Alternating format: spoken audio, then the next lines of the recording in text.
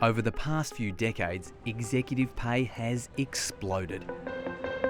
For the largest companies, the CEOs earn in 2 weeks what the average Australian worker earns an entire year. Hey, how are you? It's also hard on those working multiple jobs who struggle to get by.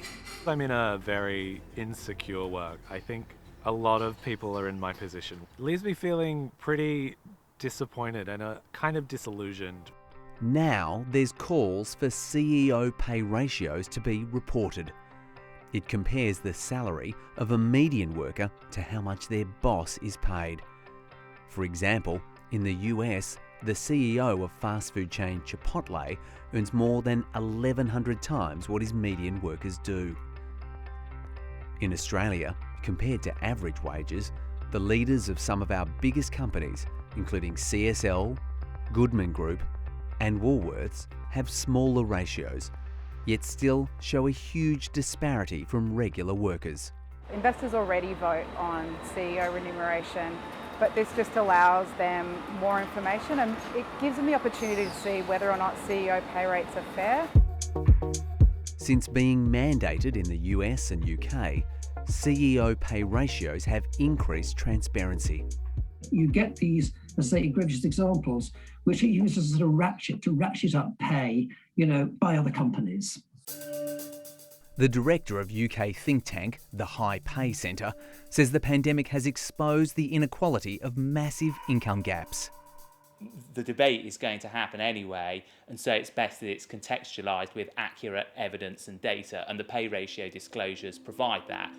The Australian Shareholders Association calculates soaring gaps between executives and workers could be revealed if CEO pay ratios were mandated locally. The analyst behind the numbers said publishing would force firms to explain sky-high pay packets. For some of the companies that are doing well, that this actually represented value for this reason, and in other circumstances saying, yes, we got it wrong. Incredibly, the figure already exists because remuneration committees use it to benchmark CEO wages against rivals. Fiona Bowser says forcing the ratio to be published would lead to better decisions. And less windfalls generated for executives who are good at talking their board into strong pay results.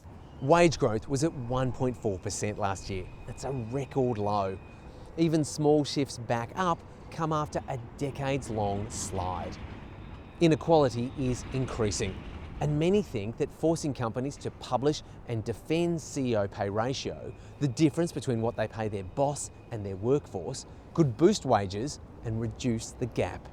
We haven't fully embraced the kind of excesses of inequality that we see in the US, but we've certainly followed the trend.